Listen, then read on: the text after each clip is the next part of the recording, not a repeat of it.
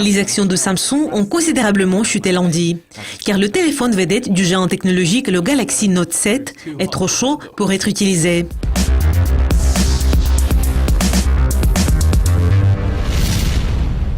Samsung a récemment lancé une opération de rappel qui concerne environ 2,5 millions de téléphones, ce qui est lié au risque d'explosion de la batterie pendant ou après la charge de l'appareil.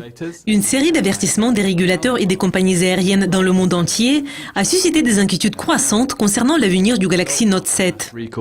Après l'annonce d'un rappel massif, les actions du géant technologique de la Corée du Sud ont chuté de 7,2% au début des échanges en Asie. C'est la plus grande chute depuis 2008, où la valeur de marché de la société a reculé de près de 16 milliards de won. C'est W. Chen, l'analyste à Nomura, a déclaré « Le sentiment connaît une détérioration, car les régulateurs émettent des avertissements et il y a toujours des problèmes même après le rappel. Les pertes semblent être plus grandes que prévu, car Samsung est confronté non seulement aux dépenses directes liées au rappel, mais aussi aux coûts d'opportunité. » Le rappel du Galaxy Note 7 de Samsung est sans précédent, car la société a été toujours fière des processus de fabrication au cours de son histoire. Selon les estimations des analystes, les conséquences du rappel de 2,5 millions de smartphones défectueux pourraient probablement coûter près de 5 milliards de dollars.